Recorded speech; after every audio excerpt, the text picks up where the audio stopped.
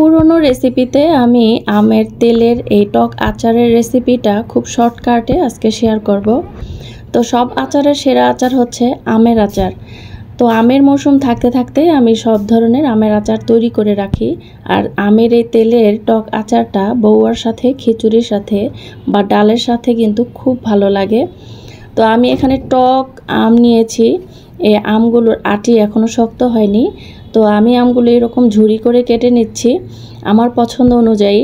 তেলের টক আচার কিন্তু যে কোনো সাইজের বা যে কোনোভাবে কেটেই দেওয়া যায়, শুধু আমের মাঝখানে যে বোড়াটা সেটা ফেলে দিয়ে, সেটা তিতা এই জন্য।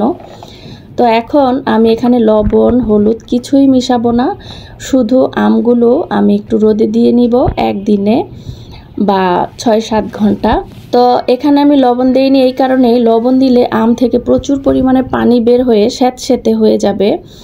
তো এই জন্য লবণ ছাড়াই আমি একটু রোদে শুকিয়ে নিলাম।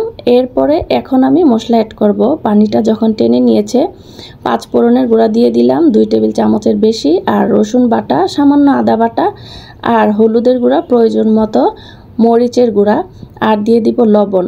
তো এইখানে আপনারা কিন্তু কাঁচা মরিচ ব্লেন্ড করেও দিতে পারেন, অথবা বোম্বাই মরিচ কেটে ছোট ছোট করে দিতে পারেন, যার যেমন পছন্দ। তো একটু মশলার সাথে আমি তেল মিশিয়ে নিব, কারণ এটা আমি আরেকদিন রোদে দিব। তেলটা দিলে পাত্রে মশলাগুলো লেগে শুকিয়ে যাবে না আর ওয়েস্টেজও হবে না।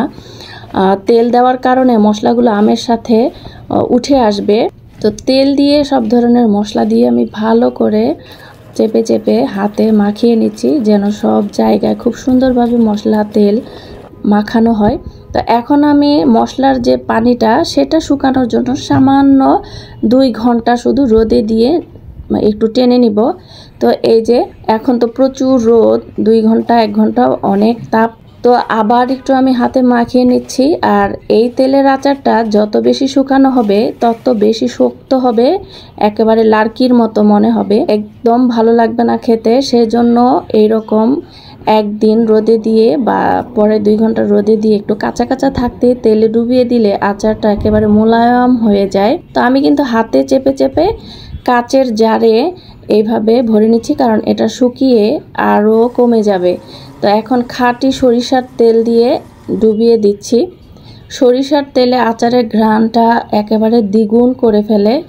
সরিষার তেলের সাথে যে কোনো টক আচার কিন্তু খুবই মজার, বা এটা একেবারে বাঙালির একটা ঐতিহ্য।